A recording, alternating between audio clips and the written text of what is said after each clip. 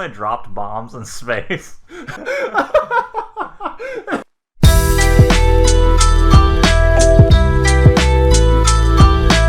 got two lightsabers. I was 6 years old, and I was sitting there like, Jesus.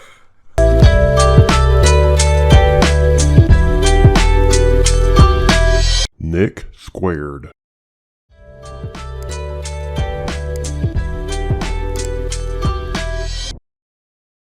But welcome back again. I am one of your co-hosts, Nick, the senior, of course. And I'm Nick, the better. Two dorks talking about things we like, subjects that we care about, pop culture, nerd things, and how they are relevant in our society and in our world. This is also an alpha podcast where we'll be talking about crypto and self-defense. Absolutely. And we are actually named Chad, both of us. I am Chad the better. But no, so last episode we ended on Star Wars. Star Wars is a big deal to deep nerds and to your casual viewers. Everybody knows what Star Wars is. I don't think there's going to be anybody listening to a podcast on nerdy things and go, Star Wars. Never heard of this. But how do you feel? I mean, I know Disney owning it is mixed feelings for everybody because Disney's, a demon company at this point. You love this? Well, we will clone it 47 times and force you to watch it. But how do you feel about all the shows, the spinoffs, the Mandalorians, the Obi-Wans? So, the good thing about it is when you throw stuff at a wall, eventually it's going to stick. Because Mandalorian's one of the best TV shows I've ever seen, let alone the best Star Wars show I've ever seen. Mandalorian, to me, is space western. Yeah. Which is all I've ever wanted out of Star Wars. With a little samurai action there, too. Yeah. You know? But Lone Wolf and Cub. It's Lone Wolf and Cub. It is. It's Shogun Assassin. And I love it. It was brilliant because you had something for your diehard fans. A lot of bang bang shoot 'em ups, and you've got a black lightsaber looking thing, and you've got a lot of really cool stuff. Got a lot of really cool lore. And then, meanwhile, my wife is absolutely loving it because you have Baby Yoda, of course, and is just all for another episode of Baby Yoda. So it brought the family together for sure. It brought the world together through Baby Yoda. It was like Pokemon Go when it first came out. We were all just full of joy. I mean, it's still good. Obi-Wan for me was a phenomenal show. I've heard a lot of people disparage Obi-Wan. But it fed the I want to see cool stuff. I don't care if it's canon or not. Absolutely. For me. And I mean, I again, Star Wars has one of the most toxic fan bases because I've heard people yell and scream that they didn't like young Leia. For me, when after Episode 3 came out, we had the cartoons. That was all we were getting. Yeah. George Lucas was very clear he wasn't going to sell it. I thought it was over after we got a few seasons of Clone Wars. I thought it was it. I thought I was like, oh, this is it. Is it? So they were releasing tons of books. Being an avid reader, I got a lot of those books. And Leia in them is a powerful Jedi at times. She actually went on to fight a Hutt Sith. Yeah. Which was awesome. Awesome. So getting to see a little bit more of her was great. And I think that in this Star Wars, they did something that we haven't seen very much, and that was try to make it pretty. Them using actual prop lightsabers that were glowing as a source of light. Lightsabers look really strong in Disney Star Wars properties. But I mean, Vader dragging Obi-Wan through fire slowly. That's some deep stuff. It was cool. It was deep. And then you had the... Well, I don't care. I don't care if it's canon or if it even makes sense in the timeline because it's just cool. It's just cool. Now I was a huge fan of Rogue One. That's I think as far as movies go, that's the best Star Wars movie to come out since the 70s. Yeah, I think. And you didn't even get really any Jedi. You had very little Force use. Yeah, it was a war movie with cool stuff. Yeah, and it's all I ever wanted. Just give me cool stuff. That scratched the itch for me. I loved it. Han Solo was okay. Wasn't my favorite. I think Han Solo also came out during the time when it was Star Wars is about to release 47 new movies, Right, and it 800 ruined it. It ruined that plan. And then I think that they stopped and said maybe we need to add a little bit of depth. Yeah, Maybe we should actually think about the plots and these characters. And again, Mandalorian, exactly. phenomenal, Great. and I mean, there's issues with it. I cannot stand his new ship. It makes no sense for him to have it. No, where is he How's going to he keep gonna his people that he captures? I mean, it's neat. Yeah, But I liked his other. I think his other ship was cooler. I think the thing I would have changed in Boba Fett, also known as Mandalorian season 3, Of course. is at the end when Mandalorian's building his ship and they do the big fight and Boba Fett decides to stay on the planet. I think Mando should have gotten Slave 1. That would have been cool. And then go ahead and strip the paint, change the name, make it his own ship, but give us that ship is cool. It is. It's cool. The way it works is cool. It's just weird. It's awesome. Always liked that ship. Yep. But what did you think about so we talked about Obi-Wan, great show. And again, some of it doesn't make sense. I think one of my favorite memes I've seen of it was Vader in therapy. And he's sitting on the couch, he's got the helmet on, and Palpatine's got his pad and paper, and he's like, so what happened? And Vader goes, well, there I was on the high ground, and there Obi-Wan was on the low ground. And he goes, and then what did you do? And he goes, well, I threw the high ground at him. And he said, okay, and what did that mean? And it shows Vader holding his forehead saying, he now has the high ground. And I was like, that's the last episode. Yeah. And it's them tossing high ground around. Yeah. But then to remember Luke struggling to balance a rock. And you've got Space Wizard Obi-Wan just chunking mountains. Yeah. And it was awesome. It was awesome. It was absolutely great. I thought it was a cool moment after cool moment. A A lot of weird and boring stuff in between, though. Definitely. I thought we could have gotten more out of the Inquisitors. They were huge in the cartoon. Yeah. And they were kind of lame in the show. They stood around and looked. He's standing there menacingly. that was their script. Yeah. All right, go over here and stand menacingly. Okay. No, you have not watched Tales of the Jedi yet. You haven't finished Tales. I haven't finished it. So far, I love what I've seen. It's been great. Even though they're only 15 minutes, they're just they do so much in 15 minutes though. They're little nuggets, little chicken nuggets of and Star Wars. more Dooku heading toward the dark side is always good for me. More Dooku, more better. I'm not going to spoil the end of the show. I have, of course, finished it. Dooku's one of my favorite characters in Star Wars lore. Who he was as a Jedi, and they don't touch on it that much even in the show on why he turned. It wasn't for any super evil reasons. It really what it came down to was the Jedi refused to save his home planet and let it go to like bandits and stuff like that. His sister was still there, and his family were the counts over the planet. They were the ruling class, and they let his whole planet just go. Oh. So Dooku leaves and gives up being a Jedi to go save his home planet, which he does. Amazing scenes, for him to do that. Then he discovers that I forget what the material is, but there's some extremely valuable material in his planet, like extremely rare in the galaxies of Star Wars. And the Jedi find out about it, and the Republic finds out about it. So they're super interested. Exactly. They're like, "Hey, we'll defend the planet now," and that's when he's like, "Nah, guys." I'm gonna stay here. I'm gonna be Count. I'm gonna take care of my planet. Of course, he does evil stuff later. Of course, he's a bad guy. Yeah, he is a Sith. Yeah. But his character arc was fantastic. Tales of the Jedi, big fan of. Except again, 15 minutes. You're getting the best parts. Whenever you watch a movie, no filler. It's all action. All action. You're getting a lot. Star Wars does something that I think a lot of fan bases or a lot of like sci-fi fantasy, these world built genres do, that they release something like the sequel movies, and you watch them, and then they realize there's a lot of gaps. Yeah. And then they explain them via tweet or interview. And that, I want to see that. Yeah. Make that happen. Absolutely.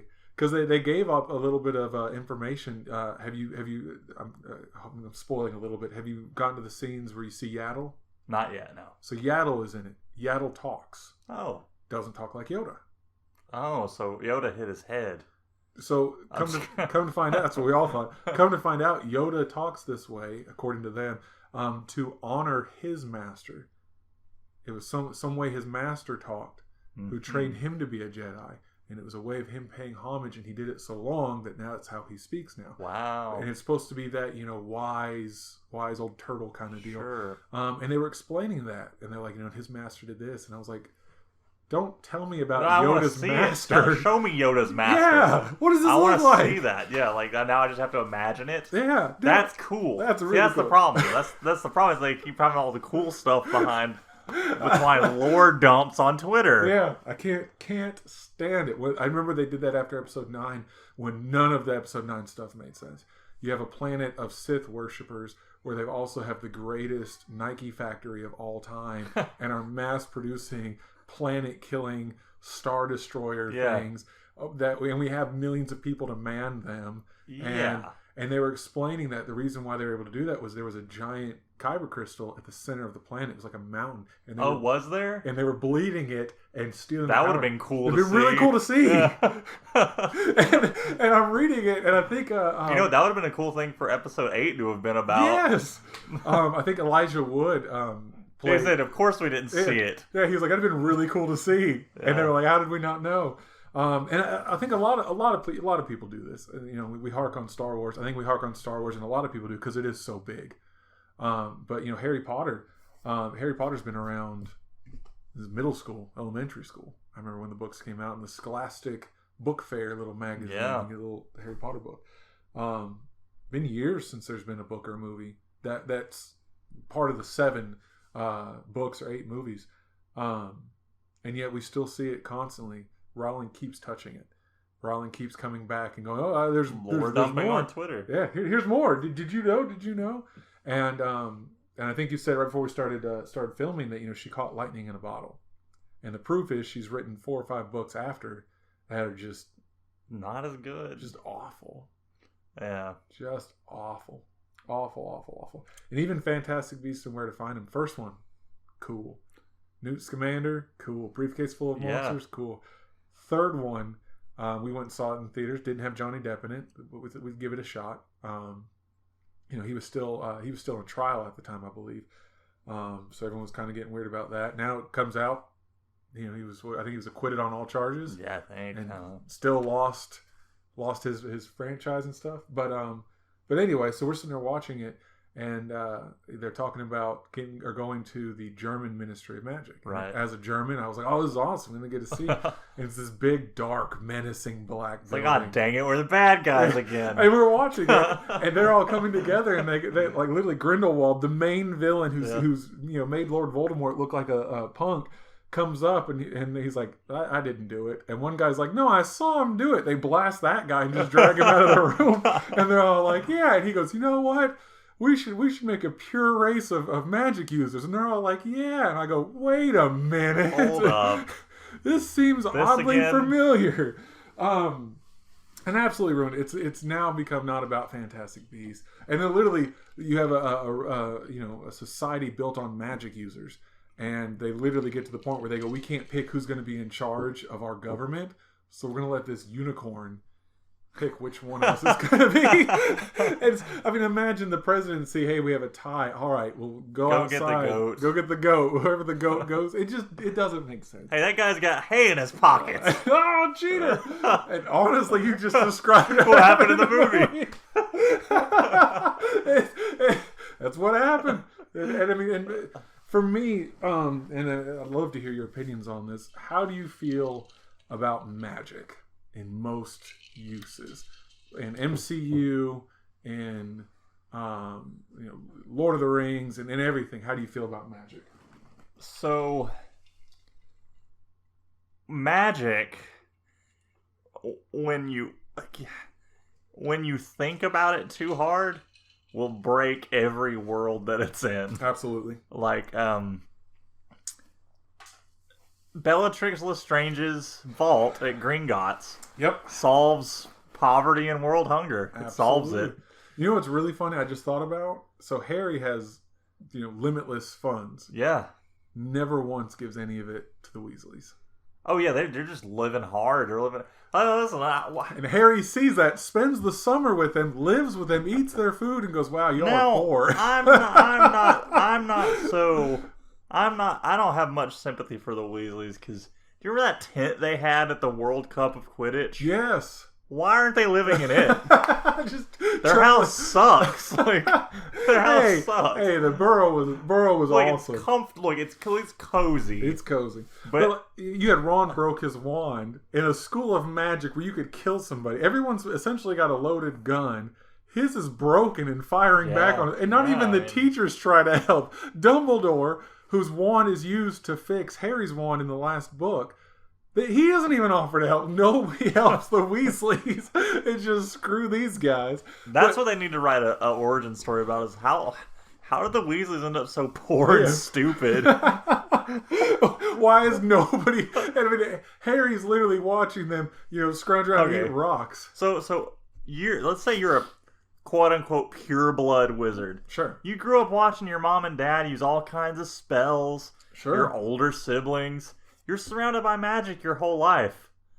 Then this chick comes along, Muggle-born, and you can't make a feather float? Yeah, you deserve everything. And she's over there fixing glasses, opening locks, petrifying people. Yeah. And you're like, what is this plant that you can just find in a book?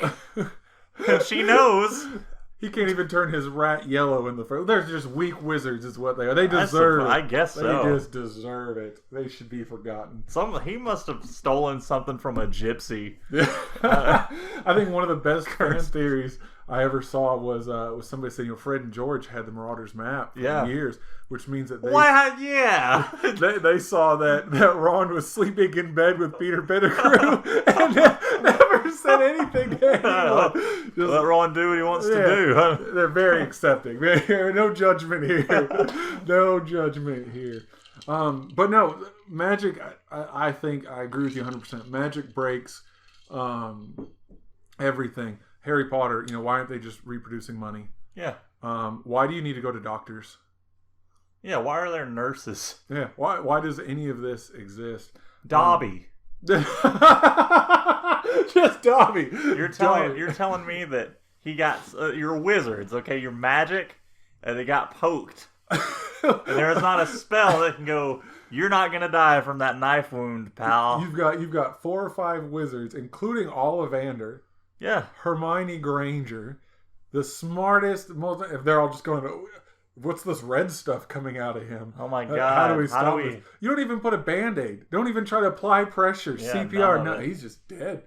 That guy's dead. It reminds me of what was it? Monty Python, Search for the Logo. Bring out your... I'm not dead. Oh, he's dead. He's about to be dead anyways. Dobby's gone. But then you get to... For me, what happens with magic is magic buildup is fantastic. Usually. Yeah. Then you get to the end, and you don't know what to do, so you magic your way out. How do you kill Voldemort? I don't know. Expelliarmus. How does that work? It's magic. It's magic, baby. Magic, baby. Didn't even land a killing blow on the guy. They destroyed all of Hogwarts, and it's magic. It's going to be rebuilt. It's all right. Don't worry. Shh, little child. Shh. And you see that in a lot of things. You see it in Star Wars. They're space wizards. Yeah. How did they do it? The Force. How did they start teleporting lightsabers around? Force. How did you start force healing each other? Force. It's just magic.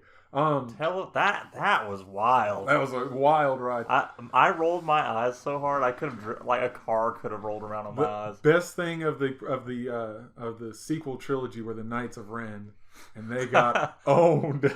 The Knights of Ren. They got owned. Such cool backstory. No content. Nothing. You know what I just realized? The problem, and you asked me this earlier, the biggest problem I have with Disney putting out so much Star Wars content.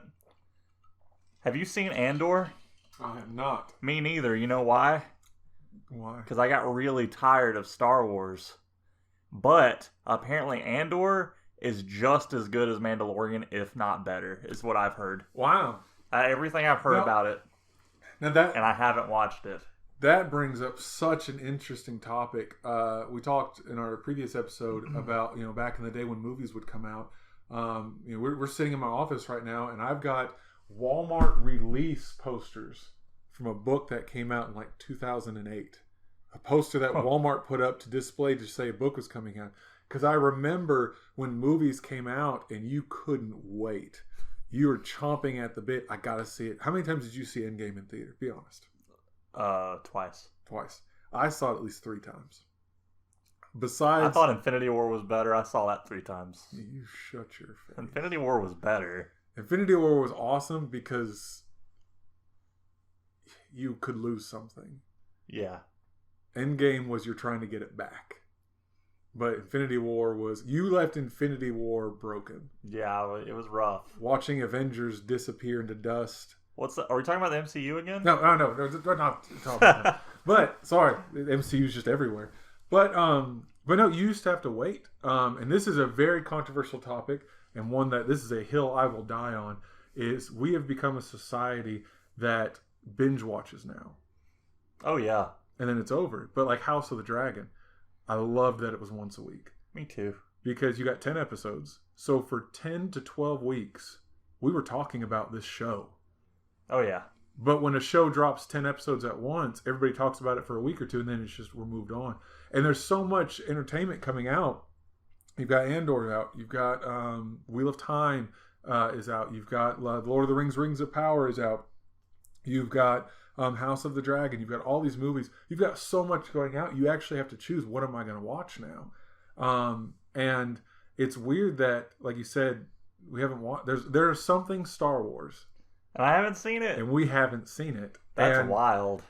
Had we not mentioned it, I wouldn't be going out of my way today to watch it. I'm not making plans to. I'm going to watch it now just because of everything I've heard about it. Now we have to. But that's never had to happen before. No one's ever had to say, hey, have you heard about this new... Have you ever heard of Star Wars? Yeah. You should go watch it. It's pretty good. That's never happened to me. I've been sitting there watching in anticipations for years on the internet until release day, and then I go watch it. Now it's like... Isn't it weird when you get sideswiped by something you're a fan of? Yeah. And you're like, this is out? They made this? Why didn't I know? Yeah, that's... Absolutely. Maybe it's because I'm an old guy now. We're old now. We don't do the social media anymore. Yeah. Not like that. I remember when it was MySpace and Zanga. Oh, now it's their space. That's their space. So no, I mean, like I said, for me, I know we were talking about magic and stuff. For me, it ruins. It can ruin if you think too much about anything. You know, even go to Endgame. Go to the MCU. Oh yeah. Thor: Love and Thunder. You've got Thor handing out Thor power, and it doesn't lessen his Thor power. Why didn't he give that? You could have had Iron Man give Iron Man suits to every Avenger. Which I would say he got to the level it was basically just science magic at the end. Yes. He could have gave everybody. Why is he letting Hawkeye and Black Widow run around? Why are they here? But so you could have everybody in an Iron Man suit with Thor power. Yeah. Why not? Why not? Well, absolutely, why not? And even, Doctor Strange pre-fight. You've got the time stone. Rewind time. Yeah, just keep rewinding till he's a baby. Like, it's time. But anywho. Like I said, I talked about this earlier. We need to just start enjoying things. We need to start enjoying things. Just enjoy it. We're going to end up being the 2 old Muppets. Yeah, that's it. We've turned into that. We're just standing on the side. Look at these young people. I remember in my day, the Avengers stood for something. The real reason I had this podcast is so I can hear myself complain enough that I'm like, geez, Nick, just enjoy it. Yeah. Well, we can talk about some things that we enjoy. We do have joy in our life. We have things that bring us hope and that we look forward to. Not a lot though. MCU and Star Wars just keep on ruining it. But I know you, Nick, are a diehard Jurassic World fan. You are wrong. I'm absolutely mind boggled. I know you guys. I like the first Jurassic World. I like the first one. Oh my goodness! I couldn't even tell you what happened in the second one. And the third one I watched, and I was like, I cannot believe how bored I am in a movie about dinosaurs taking over the world. My goodness. Who would have thought I was wrong? Especially in a movie that has Jeff Goldblum, who is a national treasure. I love that, man. He's an inspiration to how I carry myself. Yes, like a praying mantis. That's right. Ooh, well. Adidas. Ooh. So, how much Jurassic World? Yes. So what happens in this movie? I'll never forget. I watched Jeff Goldblum. Was it Jeff Goldblum does America or does the world or does The World According to Jeff? Yep, that's what it was. And I'll never forget the coffee episode where he tries coffee for the first time. His face was so. And it's that old cowboy that hasn't washed his coffee pot in 47 years, and it's baked in there. Yeah, he's spitting on his hands before he touches it, and Jeff's just off to the side. I don't drink coffee. I don't do caffeine. He goes, "You do today, son." And he forces Jeff. And I thought he was going to explode. He loved it. He loved it. He looked like a kid that just tried sugar for the first time. Oh my goodness! So now we're gonna go back a little bit. I want to go down memory lane. Let the people listening get to know us a little bit more. But I want to talk about when being I would almost say being born into a life of nerdism. We watched our shows, we read our books. I didn't read westerns. I didn't watch cowboy movies. I didn't watch sports. I didn't watch football. I didn't watch none of that stuff. But again, you put on Captain Jean-Luc Picard, Obi-Wan Kenobi, or you hand me a Fantastic Four comic, I'm in my element. And I know I'm very, very thankful that some young people today don't have to experience this, but do you remember in school having to almost hide your nerdism? Oh, God, yes. No, so when I was younger, I'm talking elementary school. Sure. Asthmatic, comes with the territory. Weak. I had a physical deformity that was affecting my heart and lungs and stuff, right? Video games, comic books, Nintendo movies. 64. Yes, exactly. Zelda, Mario. I remember the first time playing Ocarina of Time with my dad. Yeah, Ocarina of Time, man, that changed my life. But no, socially, I didn't bring any of that up. It was before you couldn't find t-shirt, especially where we lived. Couldn't find t-shirts with this stuff. Couldn't express that out. And I had friends, I had my group of friends. Didn't have Halloween costumes. Right, exactly. You had to make them. You had Superman and Batman. There was Superman, Batman, Spider-Man, and that was about it. That's Superheroes. That's about it. But I had my little group of friends that were also nerds. But my dad would talk about football, and I knew enough to talk to the guys about football, and I could, I would talk about, whenever I just didn't want to put it out there, and every time I did, ridicule. I mean, absolutely. I'm talking about people would be like, that guy, dude, I saw him playing with a plastic sword. Mercifully. Or you're using a stick like a sword, or playing Zelda, playing a yard game like your Zelda, your friend's Ganondorf, any of that stuff, fantasy stuff. They'd be like, dude, what are you doing? And, I was weaker. They would pick on me. Then the song White and Nerdy by Weird Al came out. And I'm telling you, it changed in like a week. People would come to me and my friends' lunch and be like, so you guys are nerds, huh? That's pretty cool. And we were like, excuse me? What did you just say? You see us? Yeah, and it's different now. So, and that change happened during my childhood, coming up. Because high school was easier, for sure, after that song. Nerd stuff got big. Anyway, you were saying? Well, I remember when that song came out. I remember when nerds... in my circles, we weren't necessarily accepted, but we were seen. Right. Beforehand, our table was the nasty table that was half broken with 3 missing seats at the end of the lunchroom. We weren't in the line, but it was almost like we didn't exist. We were almost, if we did exist, it was nerd, knock your books out of your hand kind of deal. But when that song came out, and all of a sudden I started noticing card shops and comic book shops. A lot more popping up. And it wasn't, you go to a store and there's comic books there. This is a whole store to, Warhammer, to miniatures. We had cards out. We had Pokemon cards. We had, people had Game Boys. You could take your video game from home and play it on the go.